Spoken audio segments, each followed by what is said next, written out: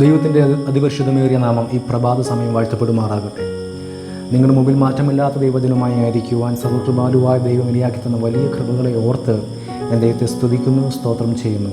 ഈ കുടുംബത്തിലായിരിക്കുന്ന ഏവർക്കും യേശുക്രിസ്തുവിൻ്റെ നാമത്തിൽ എൻ്റെ സ്നേഹവന്ദനം. നാം ദൈവത്തിൽ വിശേഷതയുള്ളവരാണോ? ഈ കാലഘട്ടം നമ്മൾ നോക്കുകയാണെങ്കിൽ മനുഷ്യൻ പ്രീതി നേടുവാൻ വേണ്ടി, കയ്യടികൾ നേടുവാൻ വേണ്ടി, തൻ്റെ ഉന്നത നിലവാരം സമൂഹത്തിൽ കാണിക്കുവാൻ വേണ്ടി പരിശ്രമിച്ചു കൊണ്ടിരിക്കുന്ന ഒരു കാലഘട്ടത്തിലാണ് ഞാനും നിങ്ങളുമായിരിക്കുന്നത്. എന്നാൽ വചനം തുറന്നു കാണിക്കുന്ന ഒരു കാര്യമുണ്ട്. നിങ്ങൾ ക്രിസ്തുവിൽ വിശേഷത ഉള്ളവരാണ്. ദൈവം നമ്മെക്കുറിച്ച് ആഗ്രഹിക്കുന്ന കാര്യമുണ്ട്. നാം ദൈവത്തിൽ വിശേഷതയുള്ളവരായി മാറണം. ലൂക്കോസിൻ്റെ സുവിശേഷം നാം പഠിക്കുകയാണെങ്കിൽ നമ്മെ മനസ്സിലാക്കുന്ന ഒരു കാര്യമുണ്ട്. കഴിഞ്ഞ കാലയളവിൽ ദൈവത്തിൻ്റെ ദാസന്മാർ വില കൊടുത്ത മാറ്റമില്ലാത്ത ക്രിസ്തുവിൻ്റെ സുവിശേഷത്തെ തലമുറകളിലേക്ക് കൈമാറിയപ്പോൾ, തലമുറകളിലേക്ക് ഭരമേൽപ്പിച്ചപ്പോൾ, ഹല്ലേലൂയ, അത് സസൂക്ഷ്മതയോടുകൂടെ വിശ്വാസത്തിൻ്റെ പൂർണ്ണതയോടുകൂടെ നിലനിർത്തുവാൻ വേണ്ടി, ഹല്ലേലൂയ, ദൈവത്തിൻ്റെ ദാസനായ ലൂക്കോസ് ഇവരെ ഉദ്ബോധിപ്പിക്കുന്നു. സ്തോത്രം. താൻ പറഞ്ഞു തുടങ്ങുമ്പോൾ തന്നെ, താൻ എഴുതി തുടങ്ങുമ്പോൾ തന്നെ പറയുന്നൊരു കാര്യമുണ്ട്. ഒരു പുരോഹിതൻ്റെ ജീവിതത്തെ തൊട്ടുണർത്തിക്കൊണ്ട് തന്നെയാണ് പറയുന്നത്. ലോകത്തിൽ വലിയ സാക്ഷ്യമുള്ളൊരു വ്യക്തിയാണ്.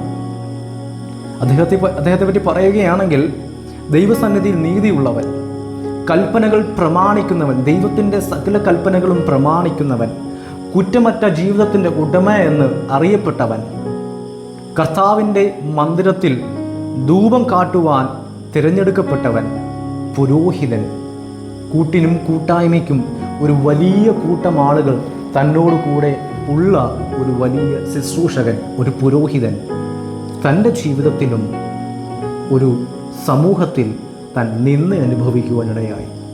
സ്തോത്രം. ഇത്രയും സ്ഥാനമാനങ്ങളും ഇത്രയും ആമുഖം പറയുവാനുള്ള ഒരു പുരോഹിതനും, സ്തോത്രം, തൻ്റെ സമൂഹത്തിൽ താൻ ഒരു നിന്ന് അനുഭവിക്കുന്നുണ്ട്. എന്താണെന്നറിയാമോ? തനിക്ക് സന്തതിയില്ല. സ്തോത്രം.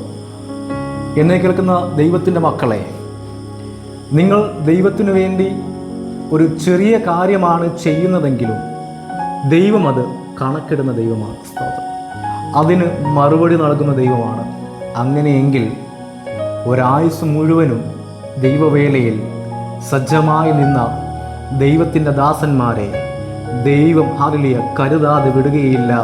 അവരെ ലജ്ജിപ്പിക്കുന്ന ദൈവമല്ല.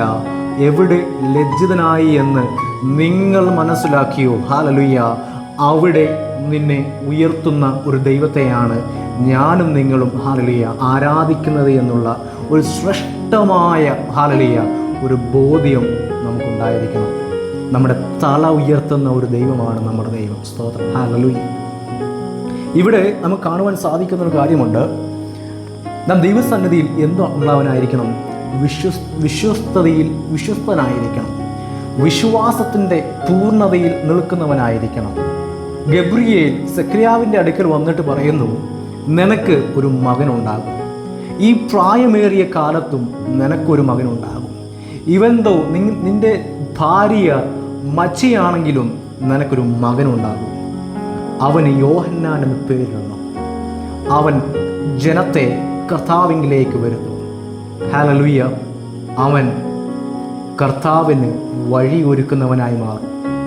ദൈവം നിനക്ക് മറുപടി നൽകുകയാണെങ്കിൽ ശ്രേഷ്ഠമായതിനെ എനിക്ക് തരികയുള്ളൂ. ഹല്ലേലൂയ. ചിലതിനെ ഉളവാക്കുവാൻ തക്കതായ പ്രാഗൽഭ്യമുള്ളതിനെ ദൈവം നിനക്ക് നൽകുകയുള്ളൂ. സ്തോത്രം. അങ്ങനെയെങ്കിൽ ആമേൻ, പ്രാർത്ഥനകൾ വൃഥാവാകുന്നില്ല. ഹല്ലേലൂയ.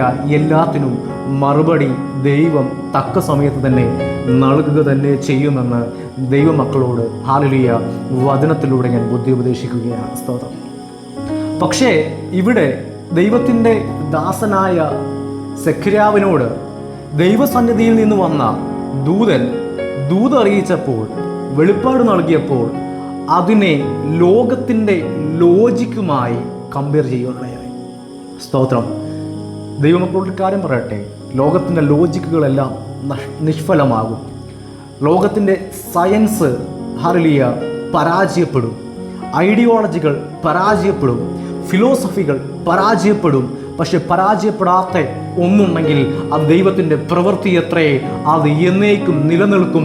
അത് കാലാകാലങ്ങളിൽ ദൈവത്തിൻ്റെ ദാസന്മാരിലൂടെ അത് വെളിപ്പെട്ട് വരുമെന്നുള്ളത് ഹല്ലേലൂയ ദൈവത്തിൻ്റെ മക്കൾ ഹല്ലേലൂയ ഈ സമയം ഓർക്കണം. ഹല്ലേലൂയ എന്ന് ആത്മാവിൽ ഞാൻ ബുദ്ധി ഉപദേശിക്കുകയാണ്. സ്തോത്രം. ആമേൻ. അപ്പോൾ ദൈവം നമ്മെക്കുറിച്ച് ആഗ്രഹിക്കുന്ന ഒരു കാര്യമെന്ന് പറയുന്നത് നാം വിശ്വാസത്തിൻ്റെ പൂർണ്ണതയുള്ളവരായിരിക്കണം. ഗബ്രിയേൽ വന്ന് വലിയ ആമുഖമൊന്നും പറയുന്നില്ല.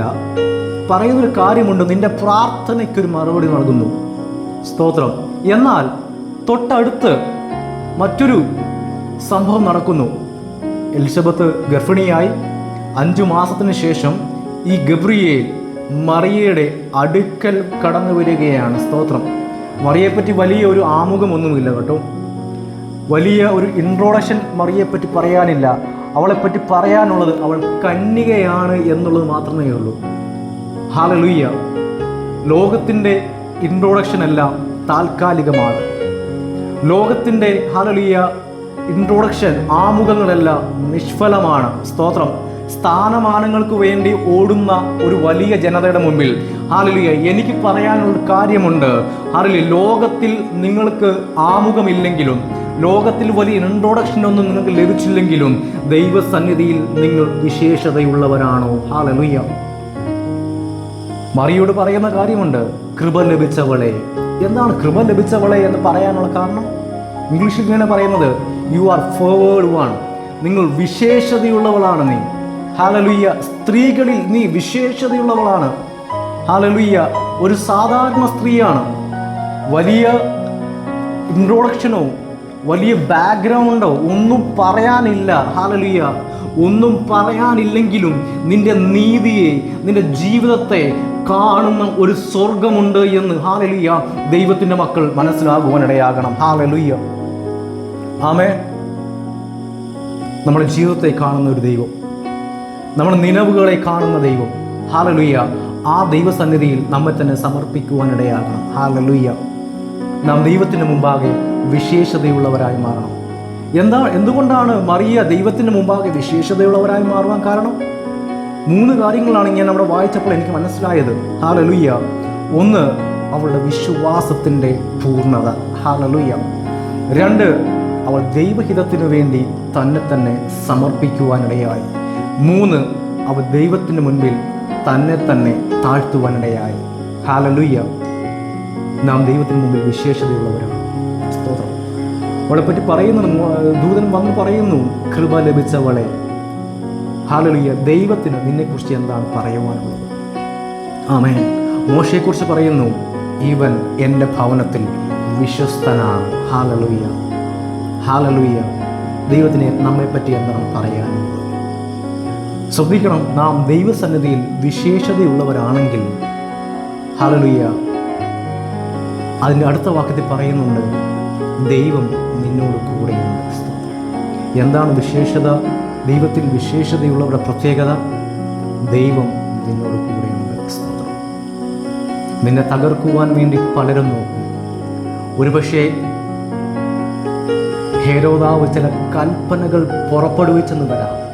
പക്ഷേ എല്ലാത്തിനെയും അതിജീവിക്കുവാൻ ദൈവം നിന്നോട് കൂടെയുണ്ട്.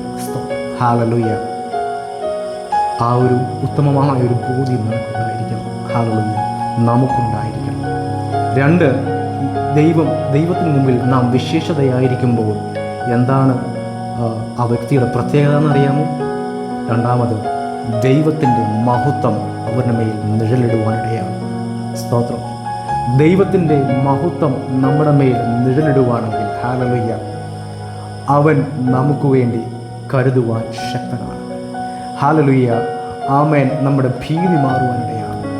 നമ്മുടെ ആശങ്കകൾ മാറുവാനിടയാണ്. നമ്മുടെ നിരാശകൾ മാറുവാനിടയാണ്. ഹല്ലേലൂയ. അവൻ നമുക്കായി കരുതുവാൻ ശക്തനാണ്. ഈ നാളുകളിൽ, ഈ കാലഘട്ടത്തിൽ ലോകത്തിൻ്റെ പ്രീതിയല്ല, ദൈവത്തിൽ വിശേഷതയുള്ളവരായി മാറട്ടെ. അതിനായി നമ്മുടെ ജീവിതത്തെ നയിക്കാൻ ദൈവം നമ്മെ എല്ലാവരെയും ഒരുപോലെ അനുഗ്രഹിക്കട്ടെ. God bless you.